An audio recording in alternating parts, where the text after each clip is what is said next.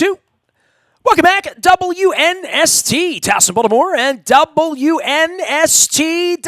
I am back from California, where the gas prices kind of threw me off. I had to give some love to my friends at Royal Farms, and the gas doesn't cost that much here. And this guy lives out there in California, on the other side of the state. I left Los Angeles on Tuesday morning. They will be making their way this weekend, on Thanksgiving weekend. The San Francisco 49ers, the other best team in the NFL, coming in. This guy's covered the 49ers for a long, long time. First at the Sacramento Bee, where many of my brothers in journalism arms made their lives. He is Matt Barrows, he is now with The Athletic after so many years with the Bee and covering the 49ers. And, I remember a Thanksgiving weekend with turkey and Jacoby Jones and Ravens and 49ers. The only thing's missing this week here, I think, is Jim Harbaugh, right? He's off in Ann Arbor somewhere, right, Matt? Yeah, Jim's still complaining about that trip. He didn't like that he had to travel cross country on a short week. I think that they practiced once at Johns Hopkins after they flew into Baltimore before that game, and he's still upset about having to face his brother on a very short week of preparation. Well, maybe he should have run the ball one of those 4 times on the goal line with Hall of Famer Frank Gore and Colin Kaepernick, and maybe I wouldn't have had to sit around and write a book for 4 months after we won the game. So, I mean, he got a chance to get even, right? He did, right? He did, and he did run the ball with Colin Kaepernick. The issue was that he called timeout a half second before the snap, and obviously washed out the play, which ended up being a really big deal because that was a touchdown, and they couldn't run it again because they had just run it. So that was a big mistake at the very end of the most critical game that season. Well, we were all a witness to that, and now we're a witness to this, right? We've come a long way from Joe Flacco and Colin Kaepernick pitching burgers, in the middle of that summer to where we are now and where these teams are. Obviously, the 49ers, look, Mike Nolan coached them, and I'm friends with Mike, and I remember the York family being a mess, getting that stadium built that no one wanted to go to that's very lovely down in Santa Clara, as I know you know. It was a messy mess in the aftermath of Harbaugh and questioning ownership, and yet here they are again, a Super Bowl favorite, having made a deft move to get Garoppolo, and really having a grown-up running the organization there. That's what we're going to find when you guys land here on Sunday, right? Yeah, absolutely. I mean, you can make the argument that Kyle Shanahan and John Lynch are the response to Jim Harbaugh and Trent Baalke, who was the GM back then. Those guys did not get along well, and one of the ownership's goals was finding 2 guys that worked in concert. And Jed York, the owner, found that in Lynch and Shanahan, and it's paying dividends this year. Not everything that they've touched has turned to gold, but enough of it has so that they've got a really special pass rush. They've got a good quarterback, and they've got a really good running game, and those are the pillars. As every Raven fan knows right now, you can prop up quite a bit when you have those things on your team. All right, so, give me the lowdown on Garoppolo and him coming in, because we have our anointed one. I'm sure you've seen St. Lamar Jackson here recently, and, I mean, certainly around here the last 7 weeks, beginning with the Seattle victory, really it's been a carpet ride, right? And I've covered the team from the beginning. I was here when there was no team. I was a Colts ticket holder, and I know you're from the region as well, where the Redskins and the Orioles have both gone into the can, and you grew up, in the midst of both of them being great. The difference between great organizations, first off, there's a continuity, right, that you sort of stick around and you keep it around long enough. This time last year, Harbaugh was going to lose his job, right? I mean, this thing was a mess, and it turns around quickly, but it really turns around when you get a special quarterback. Garoppolo and the deal, and, I don't know, maybe Belichick or Bob Kraft at someday will regret not having Garoppolo there, but I don't think that's the case right now, and certainly he was kind of kept under wraps. He was the car nobody could drive until he got to San Francisco, right? Yeah, absolutely. And really, the car hasn't been driven all that much. We've been hearing about Jimmy Garoppolo for years now. He came in and made a huge splash in 2017, but he got hurt early last year, and he's only, his aggregate starts is only a little bit more than one season's worth. So in terms of being an experienced starter, he's still a young player. I mean, his starts are probably very comparable. I haven't done the math, but they're probably very similar to Lamar Jackson's total starts in the NFL. So he's still kind of feeling his way through it. This is a very complex offense. I think that everyone around here will admit that it takes a long time to fully learn Kyle Shanahan's system, and that hasn't really been done yet. So that's still a process.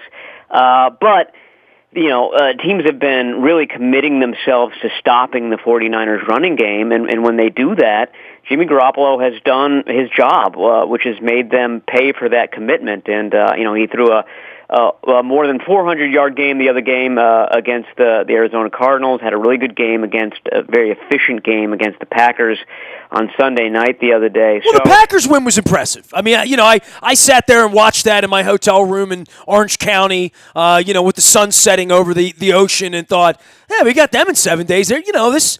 Because I thought the Ravens would beat the Rams, but you never think you're going to go out and win games 45-6, 3,000 miles away from home, right? Like, what is impressive? I don't know. The 49ers look pretty impressive to me on Sunday night. Yeah, well, I mean, the whole storyline going into that game was, what do they do against Aaron Rodgers? I mean, they played some okay quarterbacks to that point, but that was the big minus against the 49ers. Who have they really played?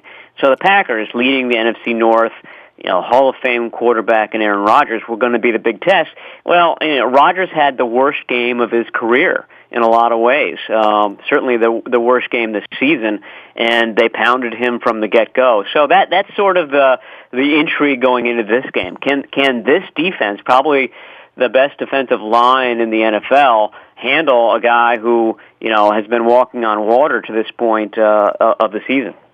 He is Matt Barrows. He covers the San Francisco 49ers for The Athletic. And, of course, a big Thanksgiving week. And they would have flexed this game out, right? But, the schedule's a little thin when they're playing 3 games on Thursday. And the Fox team wants to have Lamar Jackson. Everybody wants Lamar Jackson. Look, you've covered the game a long time. You've been a fan of the game. You've been on both coasts. You've even been a news reporter, back in the day. All of us journalist types. This is a crazy story, right? And it's escaped well outside of Baltimore at this point over the last 6 weeks. I've compared it a little bit to Michael Jordan or Fernando Mania or anything that comes like that. But there's a whole show for everybody on your side of the fence, too, in saying, well, how good are the 10-1 49ers? I mean, that's a pretty gaudy number. They're flying across the country. This is a huge test for them. And the Lamar factor is something that everybody in the NFL is watching. You can't not watch it, right?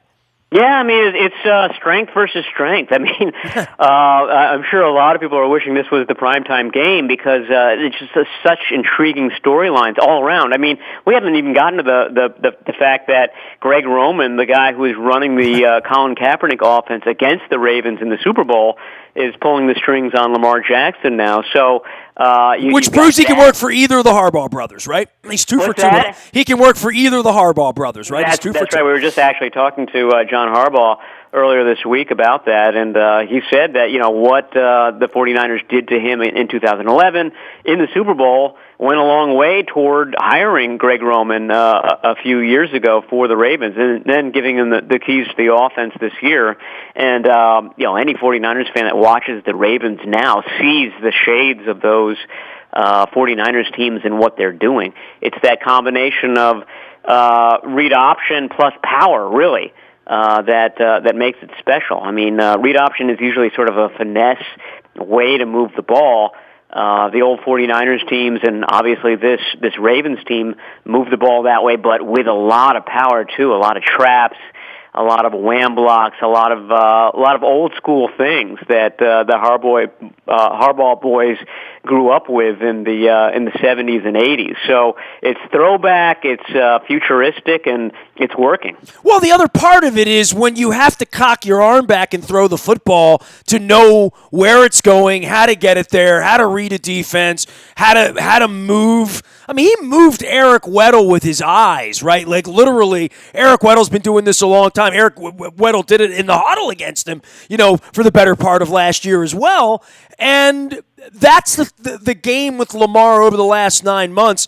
Footwork, accuracy, reading defenses, the things that This time last year, most of the doubters doubted that he would ever get because lots of guys that don't get it don't ever get it, and it's a very, very difficult. It's the most difficult job in sports, right? And to master it the way he has over the last 6 weeks, he has known where to go with the football. Anyone that understands football would know that this part of these blowouts are that you do want to dare him to throw, right? You don't want him to run, right? So you want to challenge him to throw until Hollywood Brown gets loose behind you, right? Right, yeah, and that'll be the challenge. I mean, that's what jumped out to me in that Rams game was just how open those touchdowns were. And you're right. Lamar Jackson was looking off veteran safeties. He was doing everything a veteran quarterback does, and that's the 49ers challenge. I mean, can they get into his face, kind of disrupt that comfort level? That's the thing. He just looks so comfortable back there. He knows what he's doing, confident. Can you kind of disrupt that? Can you harass him to the point where he's out of that zone? And the 49ers, like I said, are probably the best team that can do that. Their defensive linemen include one guy who's 6'7" and one guy who's 6'8". They're getting in his face, rushing up through the middle. You've got Nick Bosa coming off the edge. It is a formidable group. I also wonder what the weather is going to be like, whether that plays a role as well, and whether that benefits Lamar Jackson and that offense, or whether it benefits the 49ers defense. But it's like I said, it's layer upon layer of intrigue in this game. It's the funnest game of the season so far, probably on the entire NFL calendar. Calling for rain on Sunday here in the Charm City. Matt Barrows covers all things San Francisco 49ers, and even going back to Super Bowl 47 and the Lights Out and the Har Bowl and all of those things. Give me the rebuild as you see it. I mean, you've been there soup to nuts, from it falling apart after Harbaugh to it being sort of woeful to no one being in Santa Clara to all of the issues in the marketplace with the Raiders leaving. Where are the 49ers? I mean, certainly 10-1 is gaudy. It's beautiful. They're coming in. You can't hope for much better than 10-1 and only losing one game on a field goal.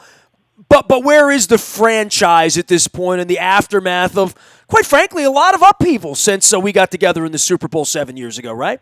Yeah, absolutely. I mean, it's in a great spot. All of the stars that we're talking about are young guys. Joe Staley, the left tackle, is the only guy who was on that Super Bowl team. There may be one other guy, Garrett Selleck, a tight end. But in terms of starters and players that matter, these are all guys who are around 25 years old. Mostly, you got Richard Sherman as well.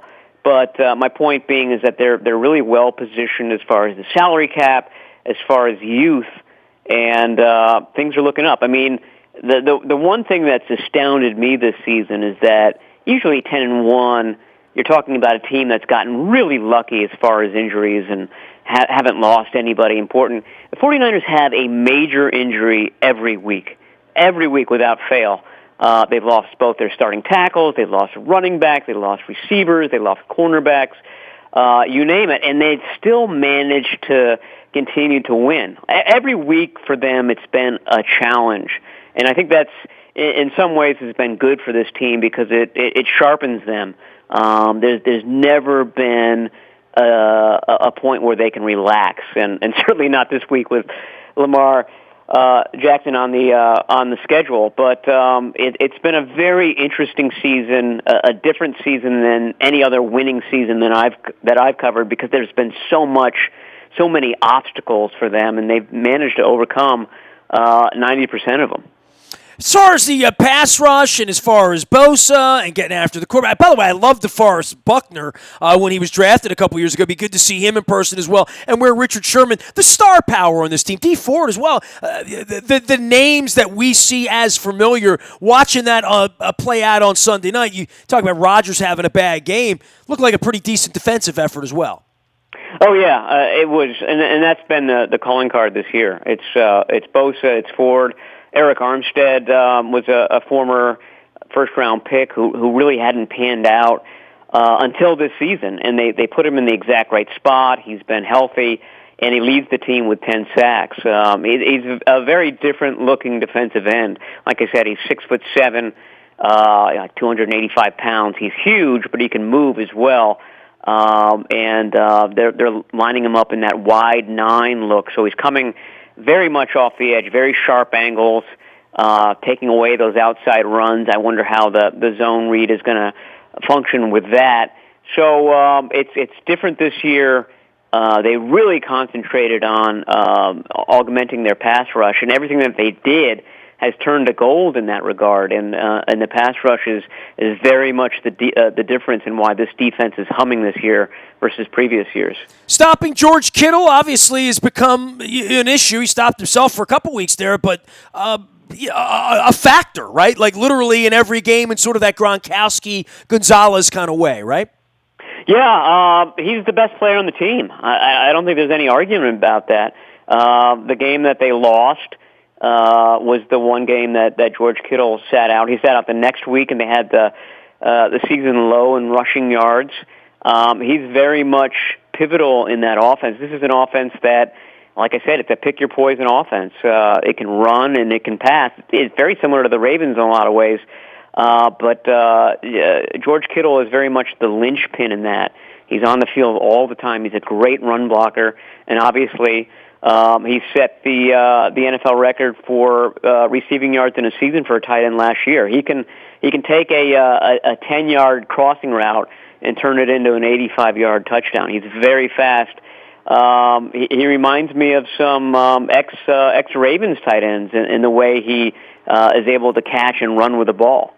Little pitta there for you. Give me a little reference on that. We got Mark Andrews now. We got Hayden Hurst. We got Nick Boyle blowing them up. The Ravens and the 49ers playing some Thanksgiving leftover football at 1 o'clock on Sunday. Matt Barrows will be there. He is with The Athletic. You can follow him out on Twitter as well, doing all things San Francisco 49ers. Been a fun year, right? Like you and I do this professionally over long stretches. It's a whole lot more fun when you're covering 9-2 and 10-1 teams at this time of the year on Thanksgiving week. And then looking forward to whom they're going to draft next year, right? Yeah, absolutely. It's a lot better when you're adding readers throughout the year rather than hemorrhaging them. I am fully aware. I live with baseball season here, Matt. Oh, right, yeah. Well, I grew up in the Cal Ripken era. They were my team. I grew up in the Washington, D.C. area before the Nationals moved in. So we would go up to Memorial Stadium and watch those games. And despite the Nationals coming in, winning the World Series, I'm an O's fan through and through. So they're my guys until my death. Yeah. I mean, a lot of us have been afflicted with the orange disease around here, trying to figure out. Hey, 23 months left on the actually 22 months left on the lease now at Camden Yards. How about that, Matt?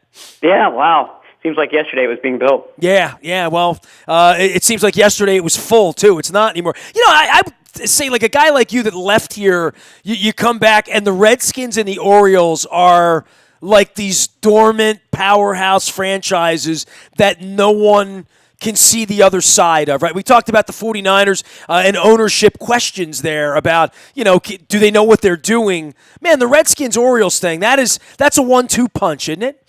It is. It's astounding. The Redskins owned D.C. for decades and decades and decades, and the fact that nobody's there, that the Capitals, that the Nationals are more popular than them, it's really very hard to ever have imagined that growing up there. I mean, they were the team. Everything else was secondary. Hey, man, enjoy the travel, enjoy the leftover pumpkin pie and turkey and everything else. We're going to play a pretty good football game Sunday at 1 o'clock, so I'm looking forward to it. Matt, I appreciate the time. Thanks for coming on, pal.